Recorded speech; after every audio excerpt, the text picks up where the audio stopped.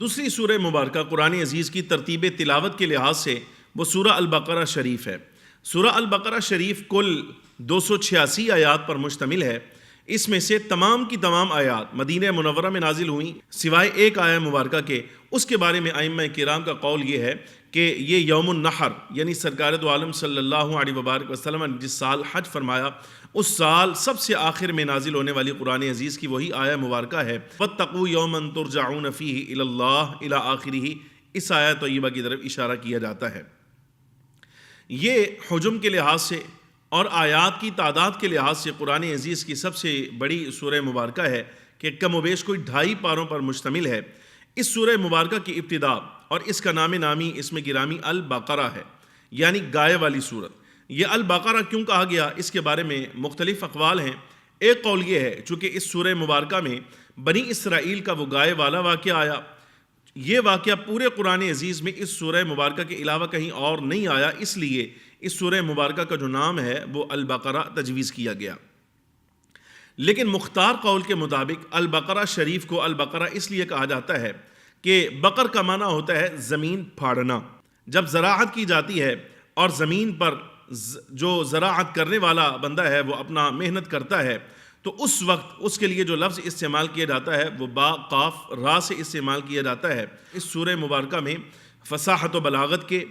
علوم کے، معانی کے، اسرار کے دریا بہائے ہیں، اور ہر مسئلے کی تہ تک جو ہے وہ اللہ رب العالمین جل وعلا نے اس میں اسرار ارشاد فرمائے ہیں۔ اس سورہ مبارکہ کو البقرہ اس وجہ سے کہا جاتا ہے۔ یہ یاد رکھیے گا اس مقام پر کہ قرآن عزیز کی سورہ الفاتحہ شریف سے لے کر سورۃ الناس تک مکمل 114 صورتیں جتنی ہیں یہ ساری کی ساری ان کے نام توقیفی ہیں، یعنی اس میں ذاتی اختیار کسی کا نہیں ہے، یہ اللہ اور اس کے رسول کے حکم کے مطابق ان کے نام تجویز کیے گئے ہیں، یہ کسی کے اختیاری رکھے گئے نام نہیں ہیں۔ اور اس سے ایک مسئلہ اور بھی ثابت ہوا۔ گرامی قدرادرین، آپ یہ دیکھیے گا ہمارے ہاں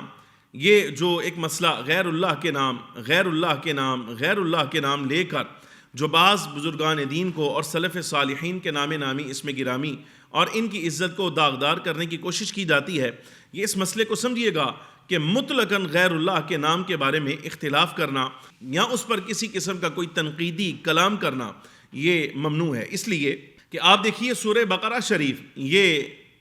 گائے والی صورت اس نام پر مشتمل ہے، ایسے ہی اس کے بعد اگلی سورہ مبارکہ سورہ آل عمران ہے، آپ دیکھیے وہ بھی غیر اللہ کے نام پر مشتمل۔ اس کے بعد سورۃ النساء یعنی عورتوں کے احکام آئے اس لیے اس کو سورۃ النساء کہہ دیا جاتا ہے۔ پھر سورہ المائدہ دسترخوان والی سورہ مبارکہ، پھر سورۃ الانعام وہ سورت جس میں جانوروں کے احکام آئے، پھر سورۃ الاعراف علی ھذا القیاس، ایسے ہی آپ چلتے جائیے تو قرآن عزیز کی کتنی ہی صورتیں ایسی ہیں جو اللہ رب العالمین جل وعلا نے اپنے نام نامی اسم گرامی پر اور سرکار دو عالم صلی اللہ علیہ وبارک وسلم نے بھی اللہ رب العالمین جل وعلا کے نام نامی اسم گرامی پر ان کے اسماء تجویز نہیں فرمائے، بلکہ وہ خاص مضامین کے تحت ان کے نام تجویز کیے گئے ہیں،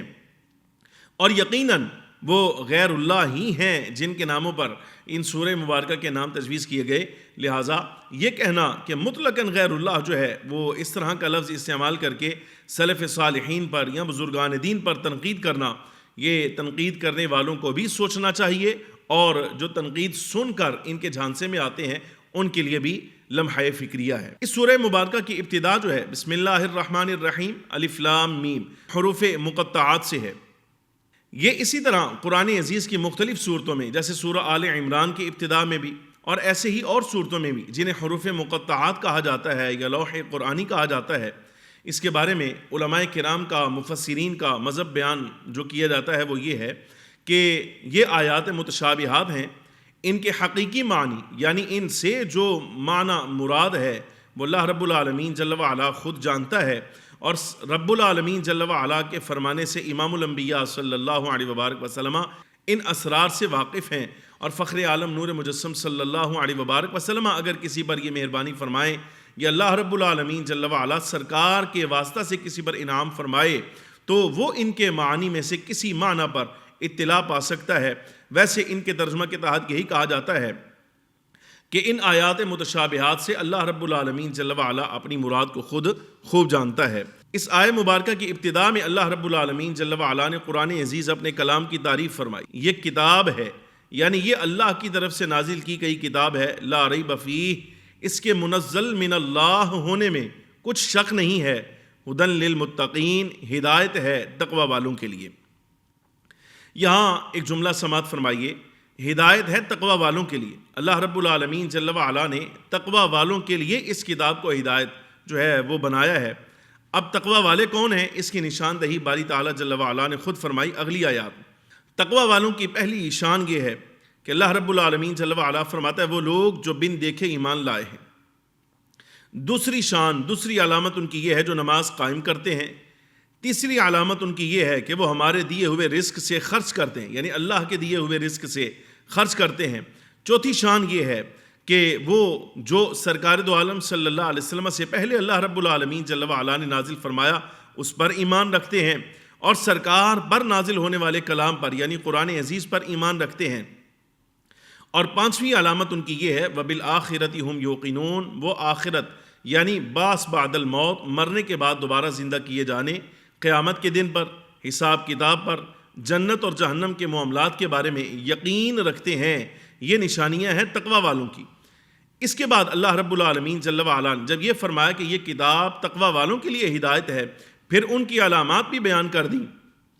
سوال یہ پیدا ہوتا ہے جن میں تقوی ہے، یعنی یہ پانچوں علامات موجود ہیں اپنے متعلقات کے ساتھ اور اپنے ضروری مسائل کے ساتھ، تو پھر ایسی صورت میں ان تقوی والوں کا انجام کیا ہے؟ اللہ رب العالمین جل وعلا نے اس سے متصلاً بالکل ارشاد فرمایا اولئک علی ھدی من ربہم، یہی وہ لوگ ہیں، یعنی پہلے فرمایا ہدن، یہ ہدایت ہے تقوی والوں کے لیے، اور جن میں یہ علامات پائی جائیں ان کا نتیجہ یہ ہے اولئک علی ھدی من ربہم، یہی لوگ اپنے رب کی طرف سے ہدایت پر ہیں، واولئک ھم المفلحون، اور ان کی شان یہ ہے کہ یہی لوگ کامیابی پانے والے ہیں۔ یہ کچھ مختصر ابتدائیہ سورہ البقرہ شریف کا۔ زندگی کے تمام شعبوں میں دینی رہنمائی حاصل کرنے اور آخرت کو بہتر کرنے کے لیے